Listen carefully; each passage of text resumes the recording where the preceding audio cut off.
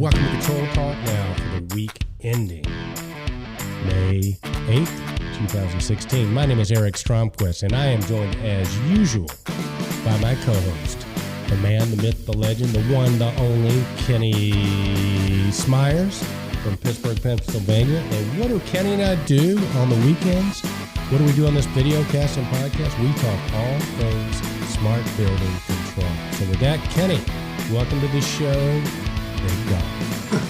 Thank you very much, Eric. I always appreciate those overwhelming introductions because that gets me pumped up and makes me want to say something smart right off the bat and always choke it up. But well, talking about smart, we got halfway through the show before I realized I had the recorder turned off. So this is take 2. Yeah, it is. And I forget everything I said. It's a beautiful day here in Pittsburgh. It's my favorite time of the year. We have football starting up the camp, mini camps for the rookies. We got baseball in full flurry. We play the Washington Caps tonight in hockey. It's just a lot going on. And then my wife and I are doing some of the home ec stuff, hanging pictures and getting things finally settled in. And you got that cast off. Now you get back to the honey-do list, huh?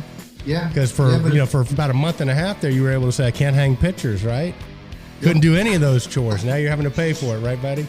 It's true. But, I'm kind of excited because I'm getting the strength back in my arm and range ability. I went through physical therapy 2 times this week. And, the last one was kind of exciting because I'm getting my extension, my range ability. I can move my arm again and do everything with my wrist now, getting some strength there. So it was a journey there, but still need to keep it keep it cool. Don't try to overlift or anything. But I'm looking forward to getting outside and golfing and just getting more physical. So. No, I hear you, buddy. I hear Thanks you. For asking. And it's alleged that you are like the arm wrestling champion of the greater Pittsburgh area. That the only person that might have a chance of beating you is your brother Tom. So I'm looking at this, thinking to our audience, if you like us are going to be at the Niagara Summit coming up here in about a week or two, you might have a window here where you just might be able to take the man, the myth, the legend in arm wrestling, but make sure it's his right arm, not his left arm, because he'll beat you with his left arm. It's comedy hour. I'll tell you, I did have a couple of strong friends that were really, really strong, arm wrestlers. But the guy that really amazed me, he wasn't the biggest or the strongest. He just had a technique, and he'd twist your wrist, and it was fun. They had all those competitions. Whatever happened to that? I used to have that on TV. Remember arm wrestling every Saturday? I think it's a politically incorrect sport now. Really? I just made that up. I don't know. Oh, I was going to say, because it's still political season. We talk about seasons. I'm not going to ask what your thoughts are because I think I'm going to vote for the first candidate that speaks out on light litter, which we'll talk about later in the show. But hey, Kenny, before we get to that, I want to say a special shout out to Pat Marcella, M&M Controls. He gave me this cool hat, and if you are a viewer or listener, if you send us swag, we'll wear it, especially me. I'll wear anything, Well, and I'd like to say thanks to Honeywell Steve Sundberg. I got this at the CGNA. And you got to sit up a little bit so we can see it. See the Honeywell logo. Hang on. Let me do it. Hang on. I'm not seeing it, buddy. Oh, there it is. The big red H. Okay, gotcha. Cool. Well, Pat and M&M Controls are out of the Baltimore, Maryland area, and they do a fantastic job, Kenny, with controls. They're members of CGNA. Pat's been around the industry for a while. A great guy. He shares something in common with me and you, but that big birthday. We all the 3 of us turned 40 this year. So that 4-0 congratulations, birthday. Pat. And they got a great operation down there. I visited Pat once or twice in the nice area. I used to live down in D.C. area, Silver Spring, Maryland, for a while, so I was familiar where Pat operates out of, and it's a growing area, robust. That's what's happening, the D.C. area. Yeah, I think it is, buddy. I think it is. So listen, you were talking off air a little bit about a really cool thing. As you know, we are always trying to attract younger people into our industry. We think this is a key component of the industry, what we got to do. And one of our other fellow distributors, you were telling me that they did something pretty cool. Well, RHI out of North Dakota, Fargo, we do business with them, and they sent a very interesting packet of one of our current trends, of course, is young guns and the absence of technically qualified people for our industry, and how do we get people involved and interested and involved and actually come through the stages, going from the apprenticeships and the journey to being full-fledged building automation specialists, massive systems integrators, and the trades, of course. But we got this neat little thing from RHI where it's a heating and ventilation, air conditioning, refrigeration technology extension program from North Dakota State College of Sciences. And they're using the contractors to get people involved. It says, do you know someone looking for a challenging and rewarding career? The hardest career in the coolest program, North Dakota State College of Sciences. So I really love seeing stuff like this, and that's why it's so important for us to share it, because maybe we get more colleges and more technical schools to take advantage of social media, take advantage of use the contracting and distributing partnerships out there to help recruit more people, and then steer them into a great vocational choice. Because it says, and we've put in successively last two ControlTalk Nows that we have an understaffing, epidemic level of understaffing, and we have 60% of the people pleasantly operating as a facility manager, as a systems integrator, as a sales engineer, as a customer support. In our industry, 60% of them are going to retire by the year 2022. So we are looking at a bad problem getting worse, and so we need more attention, more vehicles, more opportunities to get young talent involved in our industry. And this is just another one, but they want to send flyers out to your customers to spread the news, so you can copy this and repost it, retransmit it. They'll give you more information sheets to talk about the costs, the length of the courses in the industries, and then the templates of potential contracts prospective employees and businesses could use to embark on a path that will bring you skilled technicians. So well done. It's a gentleman named Jeff Kukert, CMS, HVAC Refrigeration Technology Program, North Dakota State College of Science in Wappleton, North Dakota. Well done. Well, I tell you what, Kenny, I think the other thing is, I know we've got some active technical schools here in Georgia as well. Our Tim Shambly teaches a lot of them after hours. And I think I think you're right. And I think the thing is it's the law of supply and demand. I mean, if you don't have enough people to fill these jobs, I mean, what I also hear you saying in a few years, that might be a very high paid job. And well, that's the irony. We're the fastest growing industry in North America. And then we have an inverse relationship. We have the least amount of people coming into our industry. So therefore, supply and demand means the people that are technically qualified and are in our industry in their youth or coming on, probably late 20s and 30s, they're going to look forward to a very, very promising career, a very well paid career, one of the highest paid careers. Of course, you've got computer sciences and you've got, anything to do with the maths and sciences are going to do real well. And, we always have to have, leadership, management people. But people always want to come out wearing a suit and tie at the end of a college, 4 years of college. It's just not going to happen anymore. Our whole world's evolving. So if we can steer some of that talent into these trades and then lure them into the building automation industry, the HVAC industry, not only are they going to be challenged using the new IoT things and challenge them mentally and physically, but they'll also be well compensated. No, I think you're right, Kenny. And I think we're going to reframe the whole thing. I think we're going to start the phrase right now, the building doctor. So that way, when people say, what do you do? I'm a doctor, right? I take care of the buildings. Remember the engineer, the sanitation engineer? That was one of the funniest. There's a couple of jokes about, we were engineers. We used to get criticized for being sales engineers because engineers from the ASHRAE level that are true PEs and went to college for 4 or 6 years, they were very touchy about who used the word engineers. But, we took the slow route. I mean, all of us have gone through many, many technical courses and probably would have an equivalent, base of an associate's degree. And I know everybody I know just about has an engineering degree, at least an associate's degree and above. Because but Kenny, but to your point too, is also, I mean, you talk about Germany. You live, for our listeners who might not know, Kenny lived in Germany for many, many years. 9 years. 9 years. That's where he met his wife Rita. But in Germany, the trades they're treated with a lot of respect, aren't they? Yeah, it's just the whole cultural, the concept, the construct's different.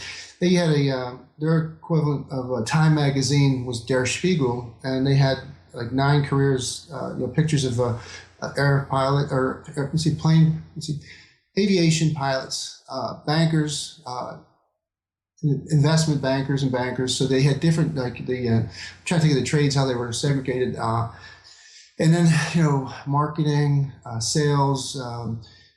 But the surprise was that it's called Klimaanlage on Heizung Technique. And that's basically like a steam fitter.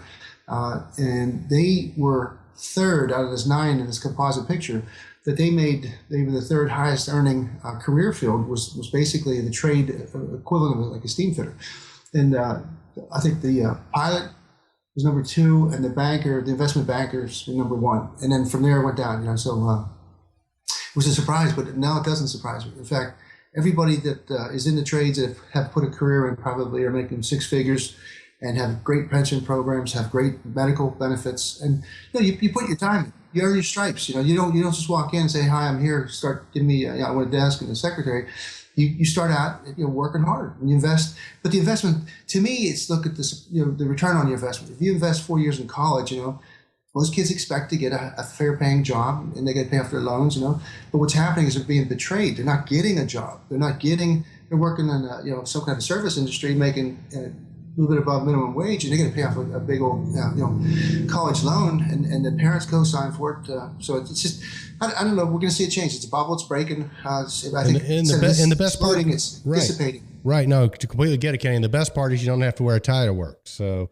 Well, you got to get up early, and you do work hard. I mean, but you learn something, and then there's some satisfaction after putting something in and making it work, and then drive by the building and you say, I'll put that in. That's my company started that up, and whatever, and you just develop a kind of like a culture of success, and you don't just come in. So you go through a process, and the process is one of the great processes of the trade schools. To be an electrician, a steam fitter, stationary engineer, there's just, so you have to know somebody, and it was esoteric. You get it through your grandfather was one, in the union, or your friend's father got you a start. But now we're seeing more avenues to come in, and I think we need to take some of those resources we use right now for the colleges and universities to teach people about history and English and everything that's important, but they don't come out with a job that they can use. So let's get more mechanically oriented. And let's fill the gaps in our needs. And like we had a fastest growing industry and a dwindling population of people that can perform that work. So we got a big middle ground that we need a substantial number of people. And I agree. Post last week with the women, how they forgot. We're seeing thousands upon thousands of women coming into the trades now because they have to. We need manpower. We need people. So there's no reason why women can't fill that void too. Got it, Kenny. Well, listen, speaking of keeping up with important stuff, the May issue of Automated Buildings is out. So how about introducing our first guest this week? I'd love to. Our first guest is Mr. Ken Sinclair from Automated Buildings. He's the owner-editor. He's probably got one of the most solid resources in our industry, as far as 20 years and back, anything to do with the HVAC building automation industry, Ken has tracked it. And go to his website. And welcome to the show, Ken. Yeah, welcome to the show, Ken. Thank you, guys. Well, it's awesome to have you here again. We appreciate it. The May issue is out at automatedbuildings.com. Tell us about the theme this month. You're IoT-centric. It's basically a carryover from last month. We got good action on that. And I think it's on everybody's mind is how are we going to fit into this IoT, and how are we going to keep our business models rolling? So the other theme that keeps jumping up in the IoT is that open source is the way of the future. And I think the resistance to that is that bigger companies are buying other companies to try to avoid moving to open source. But I think open source will prevail in the future. Very, very cool. Well, Kenny and I like to say we're in what we call a period called the smart building controls renaissance. I mean, it seems like everything is changing at a tremendously rapid pace. People are looking at doing things differently. Different players are coming into the market. You see it that way as well, Ken? Very much so. That's a good name. That's a very good name. A renaissance. I've been always using revolutions and words like that, but a renaissance is a very good description because it is coming at us from every direction. That's the theme. Ken, first of all, I got a kick out of the May theme, but then there were some pretty serious observations you had made regarding the, just down to it, and you put the nice links to it, that there were 4 companies bought out recently by major lighting companies and major companies And I just wanted to know what your thought of the impact. You answered that a little bit, but we can go a little deeper. But I used the Paul Revere analogy, and I got a really big kick out of your response, because we do consider you the Canadian messenger. I mean, you're keeping track on what's going on, and then you're giving that warning cry that things are changing, guys. But I think the biggest thing is that we still see a little bit of headwinds. People not jumping on the IoT train fully, and if they do, it's limited. They want to, like you mentioned, they keep the same. They're trying to avoid open source. So if I didn't ask too many questions there, firstly, the Canadian messenger. Do you see these trends alarming, that we got 4 companies being bought out by foreign entities, and how that's going to impact our business as usual? I wouldn't say alarming particularly, but I think, as I always do, because I've been through all this stuff before, is it's kind of a repeat of history again. The last big open movement was probably the BACnet movement, and we saw exactly the same thing happening, as we saw major companies buying out other companies to get both actually IoT play and BACnet openness. Big example of that would be Honeywell Tritium acquisition, and many years ago. And so in that era, I think we're starting to see the same. The only thing I see that's a little different than what's happened in the past is typically our industry sort of bought from within. And the big play of the lighting industry actually starting to buy some of our players is fairly interesting as well. The global purchase, I think, is sort of an obvious trend that we can all get our minds around. Is no longer will the control industry be owned by North America. It's likely that it's going to be owned globally, at least certainly large pieces of it. So, and I think that trend, of course, has happened with Siemens and very interesting European companies as well. So I think that's kind of the big picture. So it's just the next renaissance. It's not a new renaissance. It's just the next renaissance.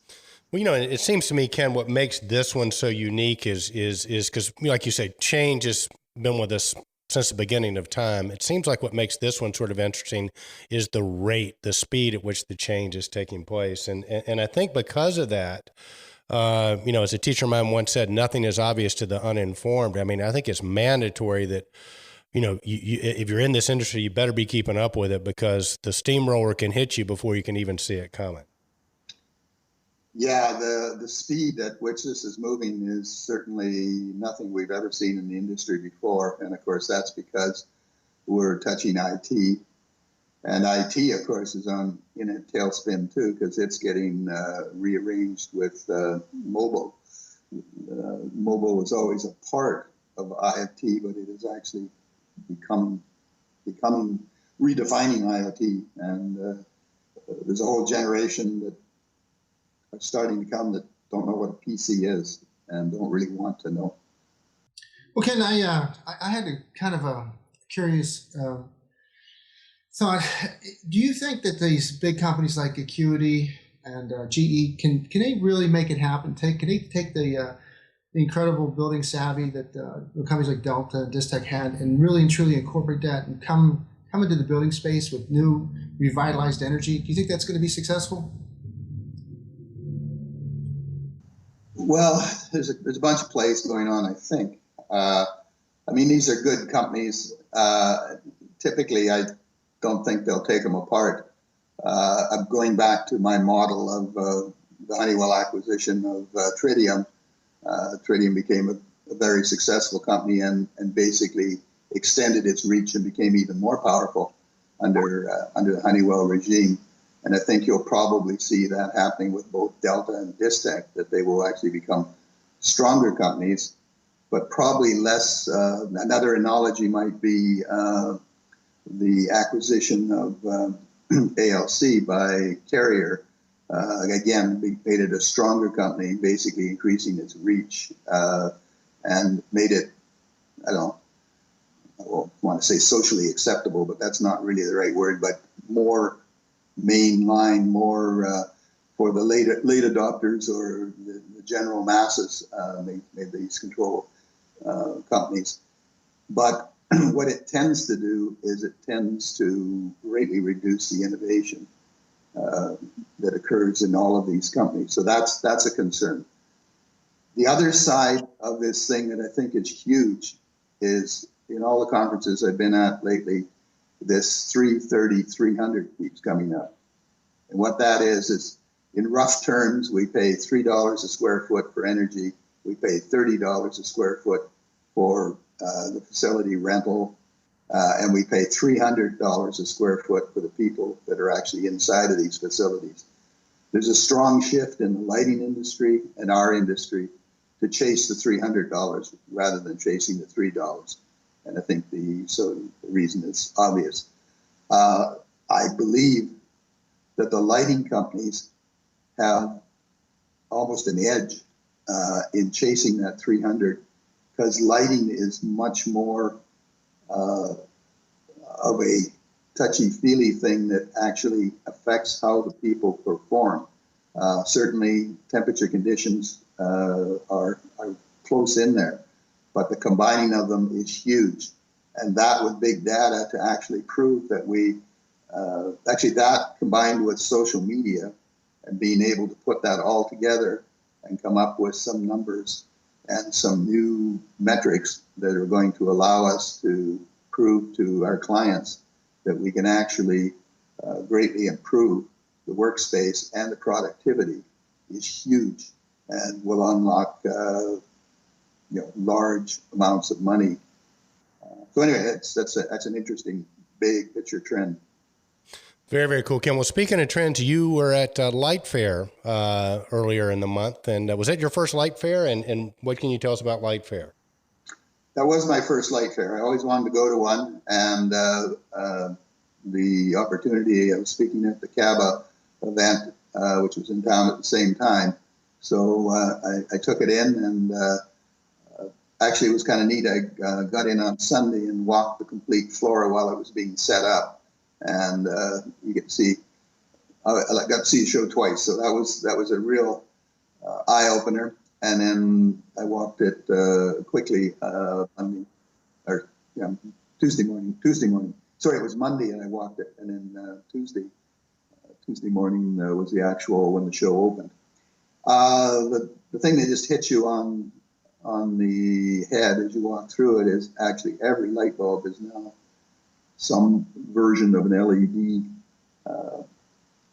configuration. And basically they make configurations for retrofits that fit into existing fixtures.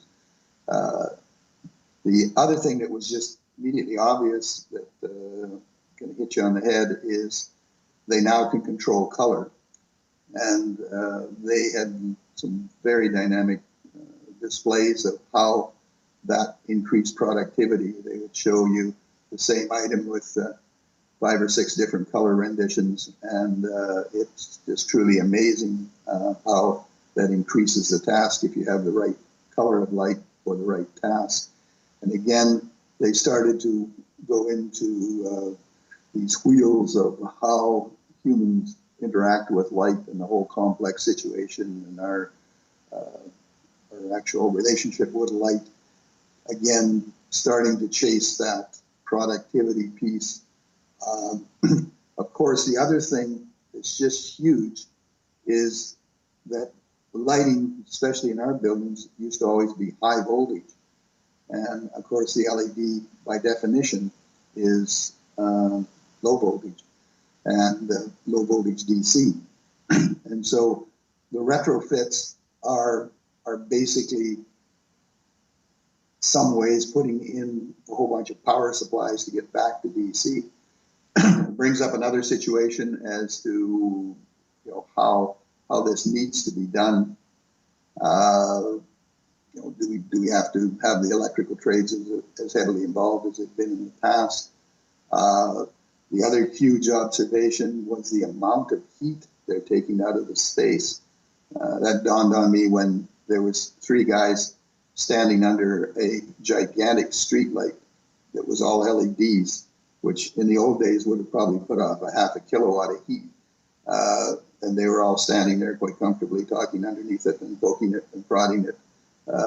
Just that kind of heat reduction in our building, like probably a tenth of the heat. Just another significant thing for us to interact with. The other one is that because these devices are low voltage, their control doesn't need to be like it was in the past, where we had a low voltage control which ran a relay and then switched to high voltage lights.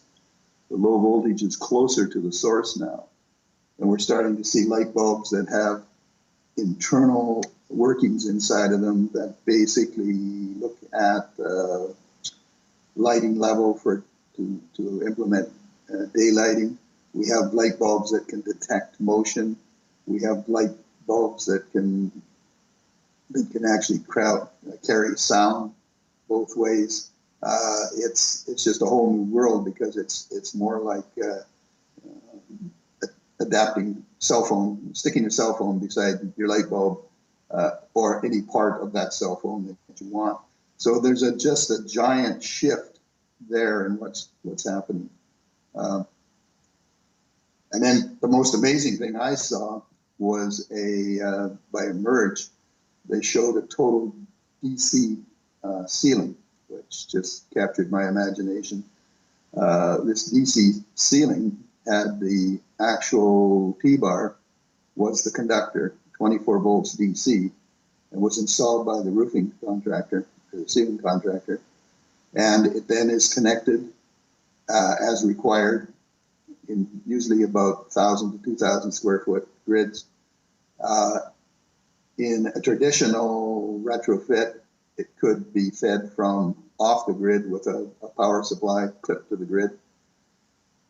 If you want to add LED lights anywhere in the grid, you just drop them into the 2x2 grid and clip them to the DC bus. The bus also becomes a collection bus if, in fact, you have photovoltaics on the site. You can actually feed that into that same DC bus. You want to add cameras, you want to add Wi-Fi, your power supplies are there. If you want to add a VAV box, our VAV boxes would be DC voltage now. You would basically install your box, drop your line down to the DC ceiling, and go from there. So yeah, a lot of change, a lot of head shake. Brian Patterson with Emerge, he and I have been talking for a couple of years, and it was, it's early days a couple of years ago, but they actually have some projects like this, and this is not net zero, this is sub-zero, this is actual ceiling systems that can actually be net positive. So yeah. Wow, Ken. So the DC ceiling, Ken, is that price competitive? I mean, is that a reality now? And if so, how does that get to the marketplace? Is that going to be, and we've often talked about needing to change the controls out of the lighting spec into a different part of the spec. Maybe we got to go the other way now. Maybe all the controls will come through the roofing spec. Yeah, well, actually, they've done a great job of the roofing spec doesn't change very much. It's just like use this ceiling grid with the conductor in it. That's the end of your involvement. And then what they've done is they have like jumpers, so someone will decide how to jump that together. Yeah, very interesting concepts for sure. Actually, the good question, you say, will this be viable?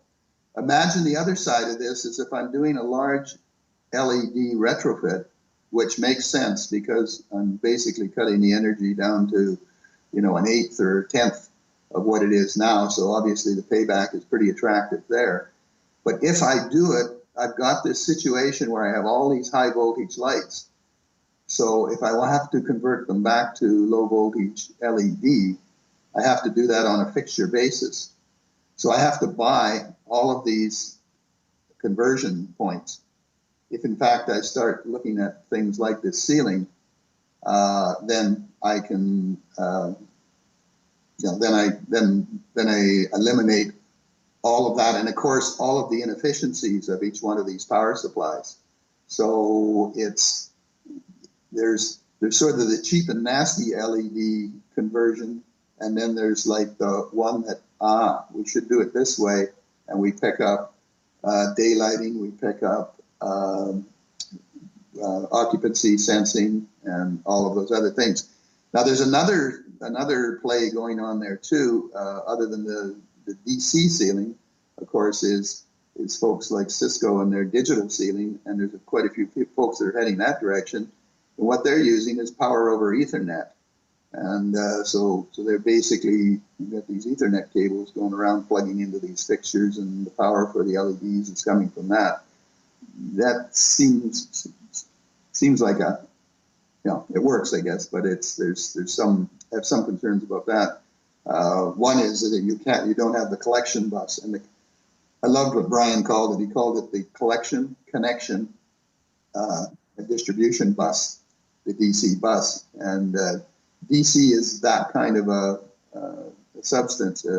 It's very hard to add electricity to an AC bus, but it's not hard to add it or take it away from a DC bus. Or it's also very easy to change the level of it. You don't need transformers and stuff. So anyway, lots of excitement happening. A radical change there, I guess, is the big change was the lighting industry changing from AC to DC because of LED. The observation I made in one of my comments is, can you imagine if Edison had invented the LED instead of the incandescent bulb, and also he had invented photovoltaics, we wouldn't have this damn electrical grid that controls the landscape and all of our cities, and everything would be standalone like your car, or if you didn't have enough solar or wind or whatever, you would then have some kind of alternate method of DC generation. Ken, I took notes on that conversation because there's a couple of things that, the analogy is very good. The clarifications are great. And keeping the pulse on the future. I think that what you're doing here is a lot of homework that benefits a lot of people. And I congratulate you on your May edition being, I think, your highest, your most visited edition yet. And I think it's because people now really, truly don't have the time and energy to go out and stay on top of all these trends and make sense of them. And you do a great job of filtering that information, and it's become probably the industry's one of the most industries, or the number one guy to go to find out what's going on once a month with your automated building additions. So I appreciate it. I think I just learned a great deal. I feel Me like I've too. been at it. Well done, Ken. So I mean, it's a great service you're providing. I think the clarification too about the mothership staying meddling, doesn't meddle with the companies that they buy, and I think the comment you say, but it tends to reduce the innovation within those companies. I think all great stuff. And then the 330-300, I remember the first time I saw that, I think it was at Realcomm 2014, the Cisco guy from Canada was explaining, but I don't think I really understood the impact. But that's where the big orange or fruit to squeeze isn't at $300 per square foot for your personal costs, for the employee costs. That's just a great summary again. And so thank you very much. Yeah, Ken, that's awesome stuff. Well, Ken, listen, question for you, and we're going to have to wind it down here, but sort of as a final question. One of the things, Kenny coined a phrase called light litter, and we've got a post later on in the show about it. We'll talk more about it. But in Canada, do you walk out sometimes and see a beautiful sunny day and there are parking lot lights on or outdoor lights on? Do you see that much in Canada? We do see it, but I got to admit, coming from San Diego, I saw more of it down there. I was totally amazed at with their price of energy. I don't know. I'm not sure what that's about. I guess it's probably the triple net that they're able to pass the utility bill on to the folks that are renting the space, and it doesn't all fall back on them. Again, the decaying infrastructure. A lot of our infrastructure is a lot newer than yours. Yeah. Because Canada's a relatively new country. So I guess what sometimes I was looking at was a 1940 fixture that was probably fairly expensive to retrofit, and so they somehow deemed that it was better to stay on. but yeah, it's amazing how much light. Well, Kenny did some research, Ken. It looked like it's about $2 billion in the U.S. alone, but I think it's global, maybe not to the extent it is in the U.S. But long story short, Kenny and I formed an organization on Facebook called the Green Marines, where you can upload photos of light litter, okay? And then hopefully, the first step is awareness. But what we wanted to ask you sort of as a final question is, would you consider being the commander-in-chief of the Green Marines in Canada? Sure. All right. That's Commander Sinclair from now on. Now. I did do another. You're you also what's that little on the back net, the rat pack.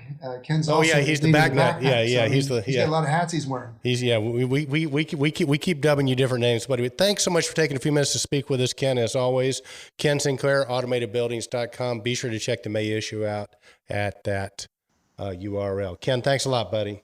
Thanks a lot, Ken. All right, Kenny, good stuff from Ken Sinclair. All right, big dog, what we have up next?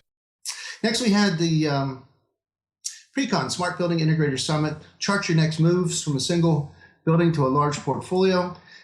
We know that there's in June 21st to the 24th, there's going to be an assembly of the most potent people in the high end of our business. So you're going to see the intersection of the top users, the top real estate folks are going to collide with the top vendors that provide the services that make everything move inside those buildings, that integrate everything from the lighting, the digital lighting. I mean, we're talking about some cool stuff. And we're talking about building automation, HVAC, IT, AV, multimedia, digital signage, lighting, security, and the industrial controls are all coming to the next level where the intelligent buildings are designed and delivered. So if you're a traditional integrator, and most of us know how to handle one building, maybe two, or a small portfolio, maybe a university campus, maybe 20, 30 buildings.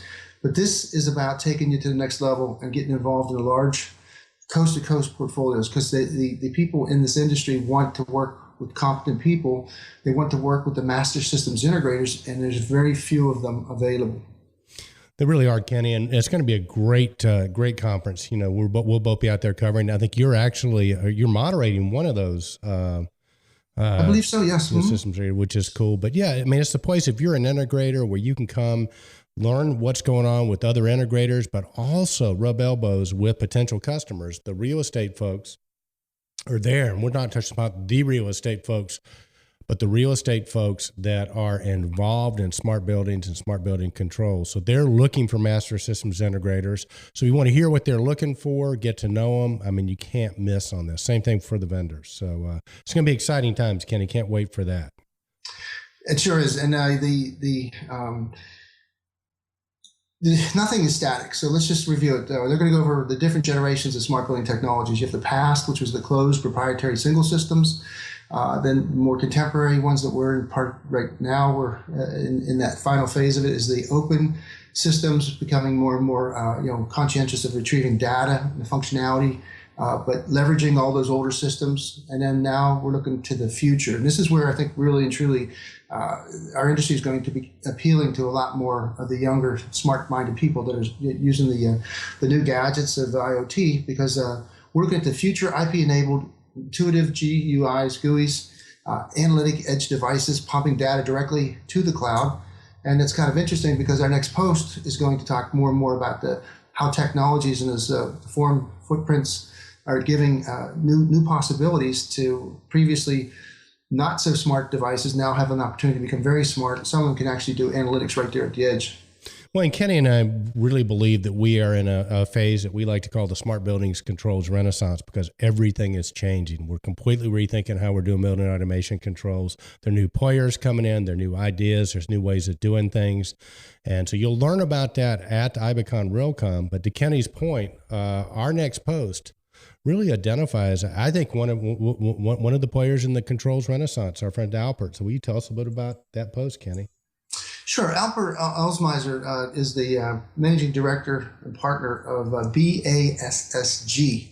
And Alpert actually is a young gun from the old days. I mean, he started out in this industry in his early 20s, and now he's got heck, he's probably got 15, 20 years in the business now, because I don't know how old he is, but I just know how involved he is. And he's always pushing new products. He's very big on he does the Sky Foundry, the analytics from Sky Foundry. He does all the J2 innovations, FinStack, graphics, I'm sure. And he sells those products as he'll put together a product for you. But now he's coming out with a product called I'll just read the post because I don't want to lose any of the things, but it says, when people say that we're living in a post-PC era, they mean that the personal computer time is being eclipsed by the center of IT universe by the smartphone. The smartphone was the catalyst that made everybody kind of jump. And now in the new era of Internet of Things, computing resources equivalent to a PC or a smartphone are being integrated into all sorts of equipment and devices. Now, for commercial buildings, this means that you're going to have there's a nice little diagram. I don't think you can see that, but I certainly can. I've got it up, Kenny. I've got it posted for him.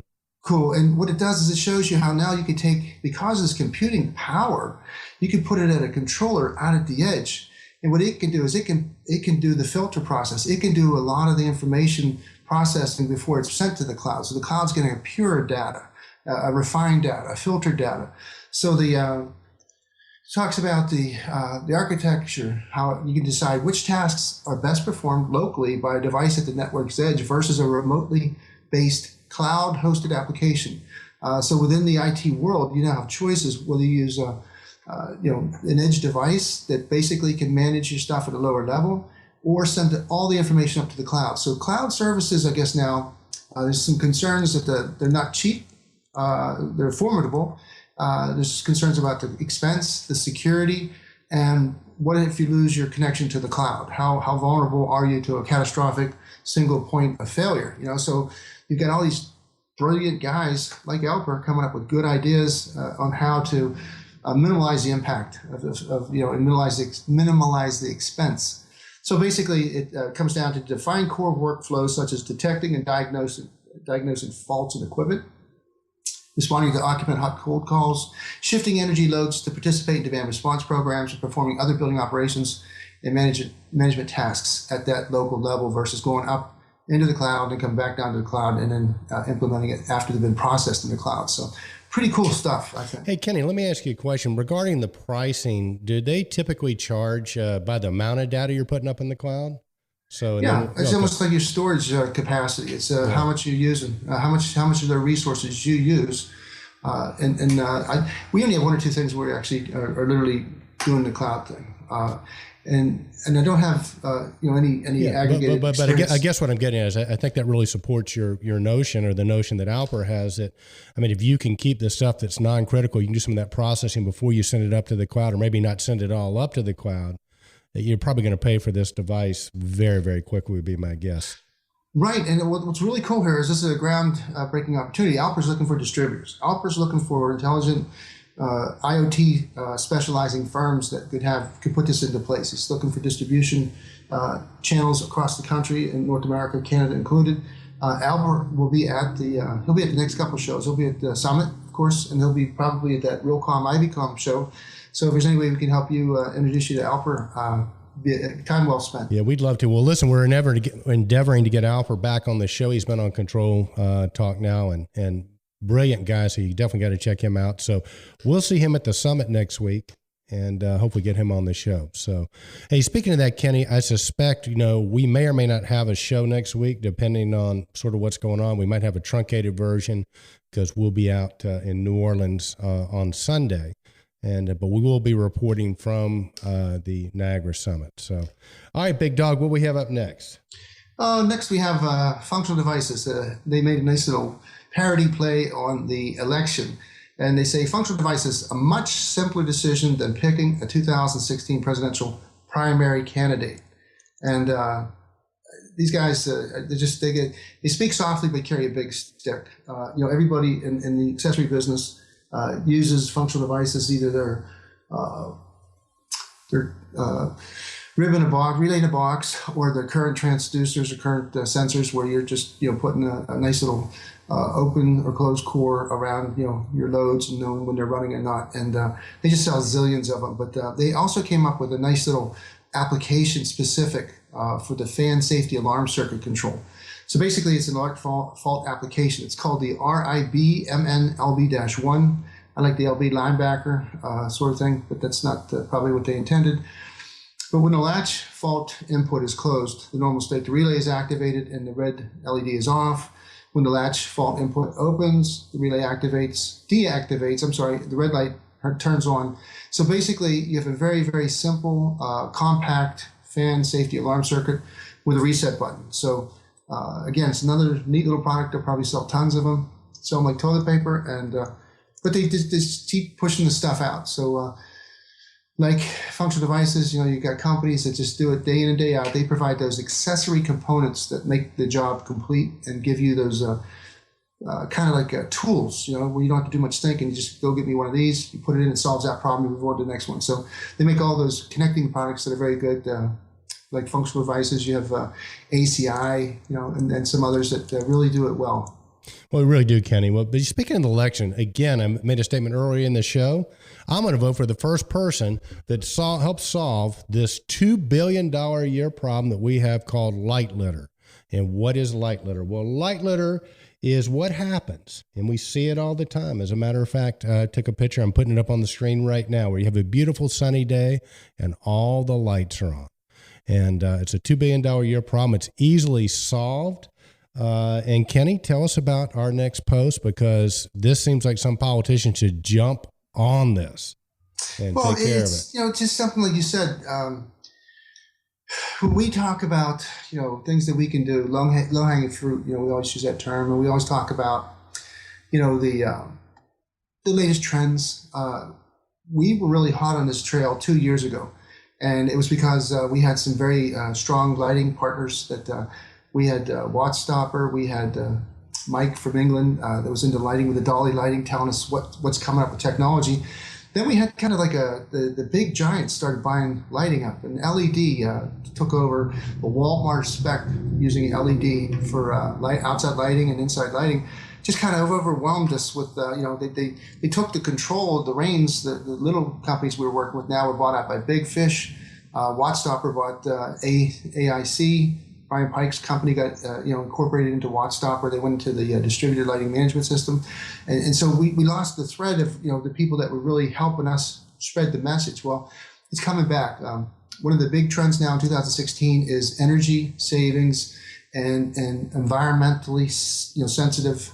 We're all developing a sensitivity for our environment, and you do that through programs and commitments and getting involved. And one of the simplest, easy ways is to reduce lighting that's not effective, that's not on when it shouldn't be on, basically, inside and outside. So we've got, people, Intermatic approached us, and Mike Welsh again from Dolly, from England, I'm sorry. He said, hooray, let's get this going. So we now know that these programs are they're getting some meat, they're getting some teeth, and we know now what the expenses are. We had said that things cost $2 billion, and I believe it was in excess of $2 billion, probably like 3.3. But what's going on now is we're getting quantifications of how much money you save by having those lights off. Each light now, when you drive by the street, you could look at it and say that's probably a 7-cent waste per day or per hour. But the numbers that they talk about across the United States of America, we're talking about 14% of our energy being used for lighting, and that out of that 14%, a certain percentage of that is being wasted. Mostly by lights that aren't shielded, and that lights are on when they're not supposed to be on. So it's environmental responsibility requires energy efficiency and conservation. Installing quality outdoor lighting can cut energy use by 60 to 70% and save billions of dollars and cut our carbon emissions. Outdoor lighting should be fully shielded and direct down where it's needed, not into the sky, fully shielded fixtures. So basically the light bulb's on, all the lights going up above it. It's not shutting down on where it needs to be, So as we get more intelligent information and we get more people supporting us, light litter is going to become one of the biggest trends in 2016, and we're probably going to have to recognize some of the work that people are doing. So we hope everybody can get involved, help us learn more about it, help to spread the word so that we can reduce light litter and save energy and reduce our carbon footprint. There you have it. So I am officially voting for Ken Smyers, the man, the myth, the legend, for president. He is my favorite guy because he mentioned light litter. And in this particular post and video, Pete Greisinger from Intermatic, which is a CGNA vendor, has got some great products that work really, really well. And Kenny, if you sort of look at in this particular example, by the way, Kenny and I formed a website called the Green Marines on Facebook. You can join it. We're encouraging people to upload their images of light litter because the first step to changing anything is obviously awareness. But this particular instance was a picture I took, and there was a whole parking lot full of these lights on. They were on in the middle of the day. I went in and talked to a couple of the tenants, and they go, yeah, this on during the day, but the lights are off at night. So obviously their time clock came out of calibration, or their photo cell came out of calibration. For those of us in the industry, we know that is a very easy fix, right? So I think there's an opportunity for all of us in the business to solve the problem and maybe at the same time pick some business up.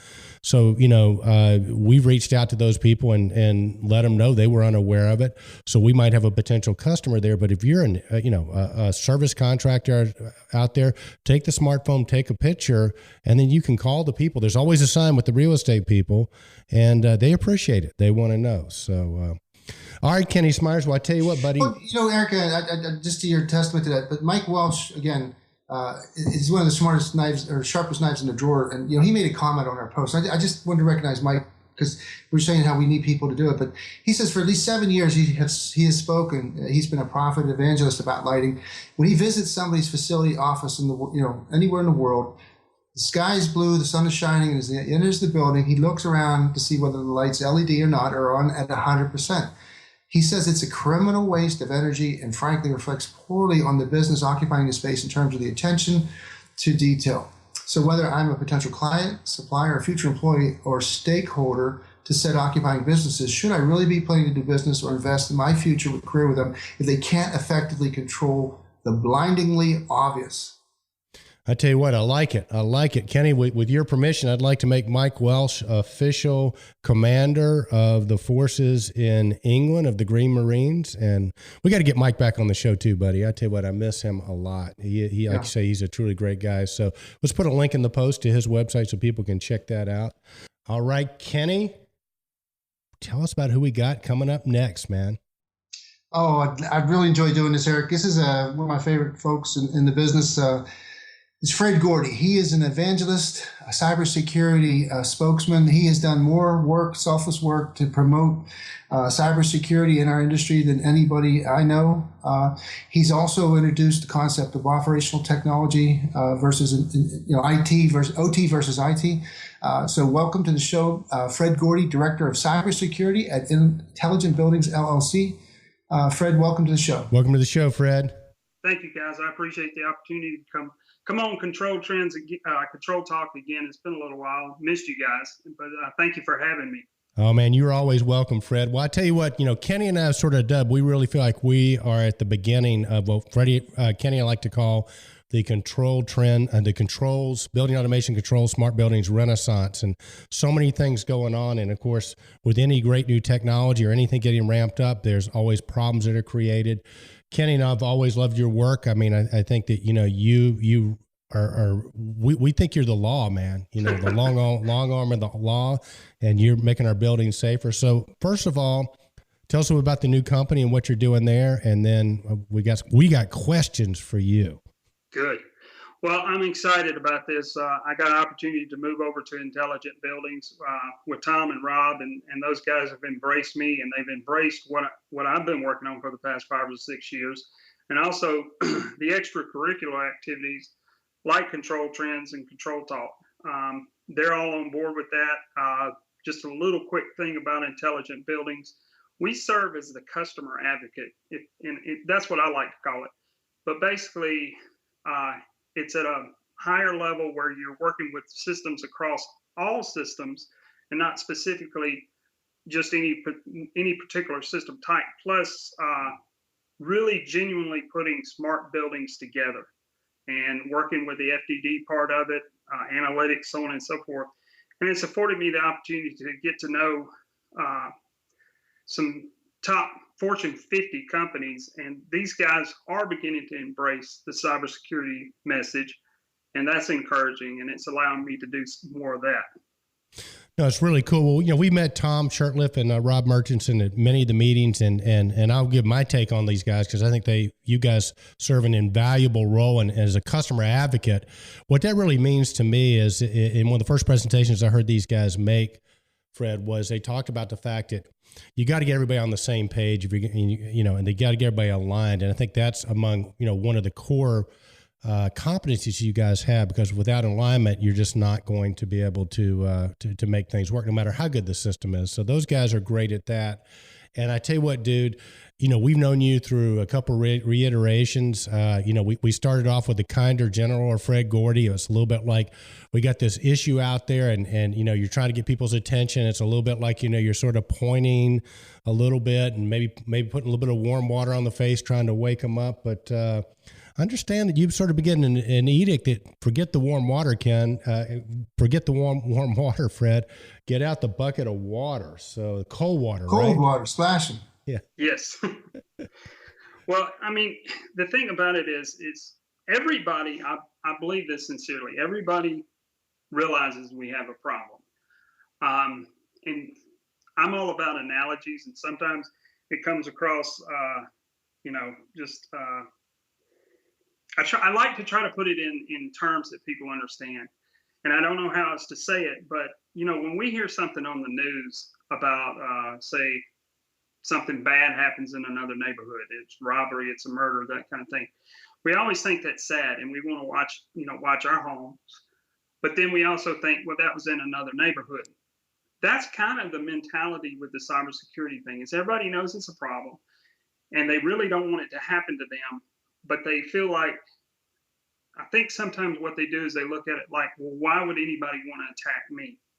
Well, another thing that came to, as I've been going through this journey, you may not be that big company, but you may be a third-party vendor to a big company, or a third-party vendor to a company that supplies a big company. And the bad guys are just looking for any avenue to get in. Now, they may not do anything to you, but hate to pick on the guys, but if we take Phasio, they use Phasio to get to target. So it's time for us to, and this is my approach now, is I'm, as part of my role with Intelligent Buildings, but also just what I do is I'm using more and more tools to continually see how bad off we are. And it's not getting better, it's getting worse. I'm able to see more now than I used to with the tools that I use. And so, yeah, my approach is going to be a little more aggressive now. Well, that's really cool, Fred. Well, listen, off air, you mentioned the C word, and, Chinese. And so look, can you show us a couple of these tools and maybe a couple of things that you got going on? Absolutely. All right, let's take a look. All right. So in this effort of searching for things, you guys have all heard me talk about Shodan, and Shodan is still a very viable tool. I use it. You can find a lot of things, but what I've found is there is a couple of other tools. The one you see here, I'll get to in just a moment, but there's another one called Census, and I'm going to have all this on Control Trends, so if people want to look at it a little more in detail, I'll show them. But while I was doing this, I have to give credit to my buddy Mark Peacock. He sent me an email one day and said, "Have you ever heard of Zoom Out?" And I hadn't, so I started doing a little research, and I found them. And I also found out that their origin is Chinese. Well, we've all heard the stories about, the Chinese government denies they're doing anything, but then we all see these things where it looks like things are originating from China. Excuse me. So I started using it as a tool as well, because if they're searching us, they're probably finding more things than what even Shodan and Census are finding. And my suspicions were true. For instance, not to pick on Niagara, but if you do a Shodan search for Niagara stuff, you'll see anywhere from 18,000 to 20,000 devices in the United States. When you do it on Zoom Out, you find 42,000 to 48,000. So what are they doing? I don't know, but they're finding more. So in my quest to find sites and let people know that they're being exposed, I found this site that you're looking at on the screen. Notice they have a nice little handy, and I pointed out, it says link to login page. You click that button, and it'll take you right to the login page. I've got it redacted or covered up, but that is a government defense contractor's web supervisor. Oh my gosh. And that's scary. Yes, and they make, let's just say, warfare devices. Okay. Now, also, you know, Tritium has done a good job about trying to beef up their security, and they have.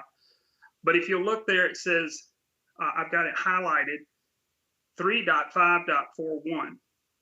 Well, I hope all of us remember that was the last of the very insecure versions of Niagara.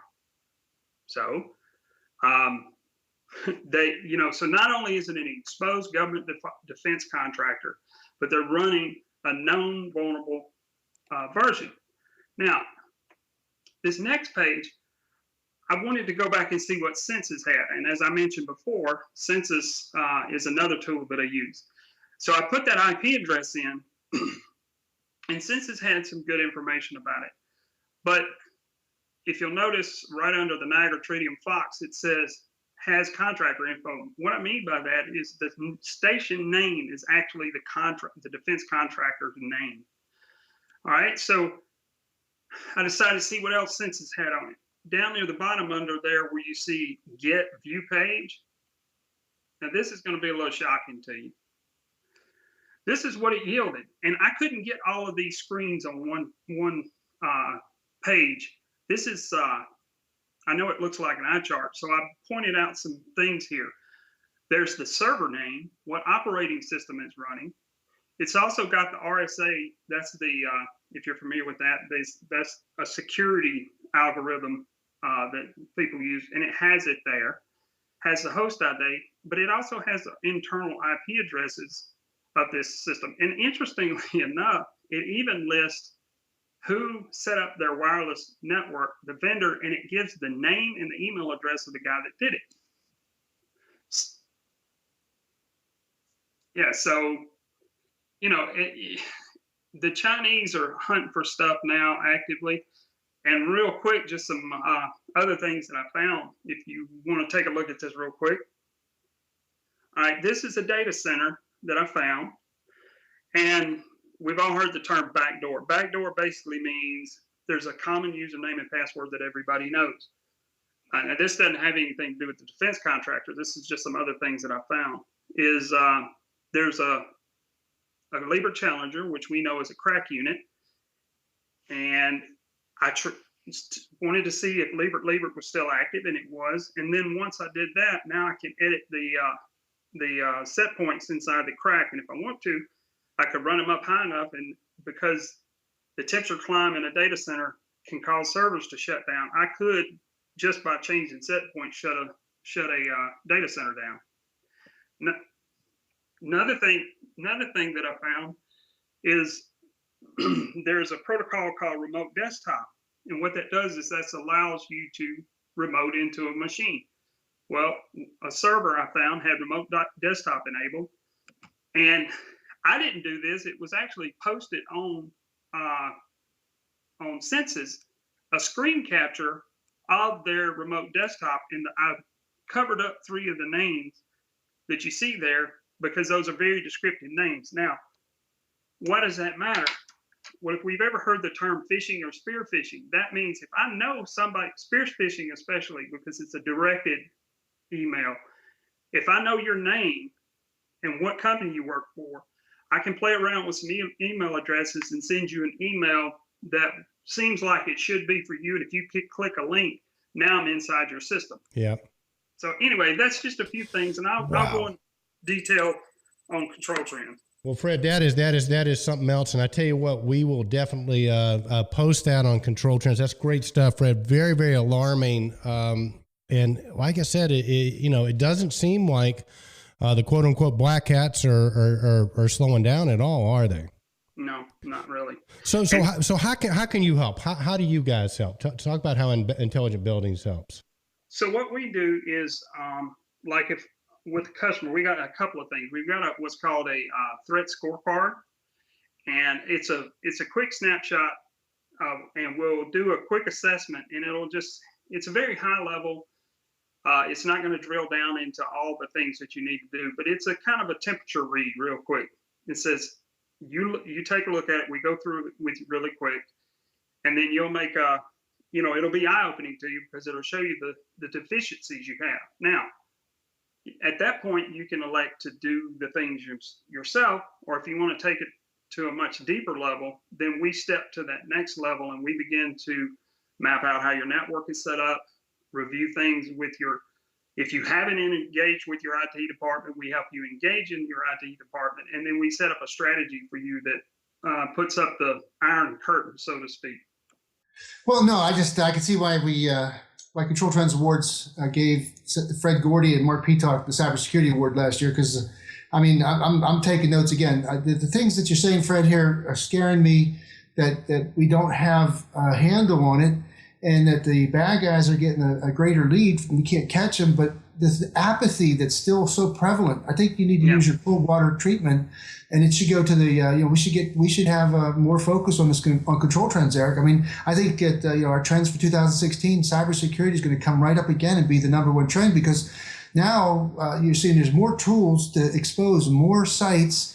And Niagara's getting picked on, and yet we're going to a Niagara meeting. We need to infuse these people with fear that they're getting. And one thing too is, when all of this first started, there was some, things being slung around, bad words, whatever you want to call it. But let's take a step back. Something that even if you're not an integrator, you would realize is, remember the years ago when there was Windows and Mac, and there was all of the Mac people, which I have a Mac, I've got Windows machines as well, but the Mac guys were saying all the stuff about Windows is vulnerable, so on and so forth. The reality is Windows had the largest share of market. So who are the bad guys going to go after? They're going to go after Windows. Well, I even use this term when I'm describing what is Niagara. Niagara is kind of like the Windows of integration. They have a pretty large footprint, whether it be Tritium, Schneider, whoever the case may be. There are Niagara systems out there. Honeywell has them, Johnson has them, so on and so forth. So who are they going to go after? They're going to go after Niagara because that's the most prevalent. Makes a lot of sense. Yeah. Makes a lot of sense. Fred, let me ask you a question. Is it possible, we do live streams from Stromquist and Company all the time. We would love to get you on. And if our Control Trends community is interested in this, please reach out in comments. Would love to have you come on, maybe do like a hour and a half lunch and learn, where people can interact with you via, our live streaming software. Was that something you might be willing to do? I'd love to do that. That would be awesome. Yes. Awesome. And I can show them some stuff in real time, how things are found and that kind of thing. Yeah, absolutely. Well, Fred, I just want to review too that you've already given us so much information. If any of our Control Trends viewers and listeners are able to get the Control Trends and they Google Fred Gordy up on the toolbar, the search toolbar, you have given us seminal documents. Are you ready to react or preact? And you talk about checklists. You gave us a checklist that's extraordinarily focused on our end of the business stick. The operational technology. And that's the stuff that turns off and on versus, databases that have, customer information and files and, financials and medical histories. We're talking about things like you just said that can turn off and on. You can take over a building and you can really create damage to it. And it's time to react more like, it's not a question of if, it's a question of when. And you've said that you should already have your statements made, who to go to. If we do get hacked, this is what we're going to say. So, I just want to remind everybody that you're given this information. The seminal documents are there, and you're going to continue to post more to it. So what can we do to help get more involved? The thing is we still got some maturity in the product lines and things. I will say that, Link Springs has CyberPro, and that's proven to be a good piece of hardware to use. However, I don't know how to say it any plainer. The reality is you've got to take stock of yourself, your company, your people, and make your people, let's don't use that term. Help your people learn that they are as much a part of IT as the IT guys are, because the whole is going to come through a person more times than not. I mean, you can put the walls up, the firewalls, you can put everything in place. You can have passwords that are 128 characters long. But if somebody is negligent and leaves that information around,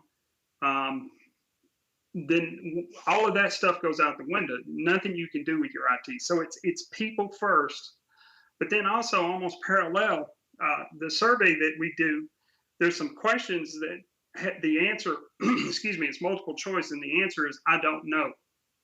Well, to me, that's the worst answer you can give.